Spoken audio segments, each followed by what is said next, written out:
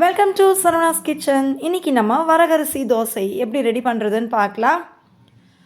வரகரிசி 3 கப்பு போல் எடுத்துக்கலாம்.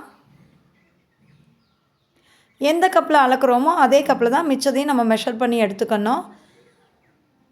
1 கப்பு இட்லி அரிசி, அதை நல்லா ஒரு முறை கலந்து விட்டுறலாம். 1 கப்பு உளுந்தம்பருப்பு,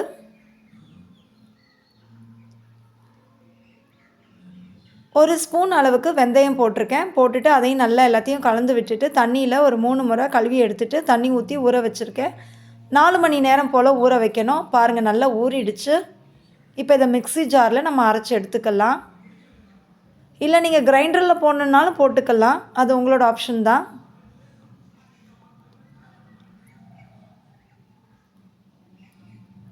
இப்போ தண்ணியை வடிச்சிட்டு நான் உள்ளே சேர்த்துட்டு அந்த நம்ம ஊற வச்ச தண்ணியை தான் நம்ம இதில் ஊற்றி அரைச்சிக்க போகிறோம். பாருங்கள், ஊற வச்ச தண்ணியை தான் நான் ஊற்றிக்கிட்டுருக்கேன். நல்லா அரைச்சாச்சு. இப்போ நான் இதை ஊற்றிட்டு இதே மாதிரி இன்னும் 2 செட்டு வந்துச்சு, அதையும் நான் அரைச்சி எடுத்துக்கிறேன். இப்போ இதில் தேவையான அளவு உப்பு போட்டுக்கலாம். எல்லா அரிசிக்கும் தேவையான அளவு உப்பு சேர்த்துட்டேன். ஃபுல்லாக அரைச்சாச்சு. இப்போ இதை நல்லா கையிலையே கலந்து விட்டுறணும். கையில் எந்த அளவுக்கு ஒரு 2 நிமிஷம் போல் நம்ம கலந்து விட்டோம்னா மாவு நல்லா புளிச்சு வரும். இல்லாட்டி புளிக்கிறதுக்கு கொஞ்சம் டைம் எடுக்கும். இதை நான் முதல் நாள் நைட்டே அரைச்சி இந்த மாதிரி ரெடி பண்ணி வச்சுருக்கேன். காலையில் நம்ம தோசை ஊற்றிக்கலாம். இப்போ நம்ம அதை தட்டு போட்டு மூடி வச்சிடலாம். மாவு நல்லா புளிக்கட்டும், காலையில் பார்க்கலாம். பாருங்கள், காலையில் எந்திரிச்சோடனே திறந்து பார்த்தேன், நல்ல மாவு புளிச்சு வந்துருச்சு.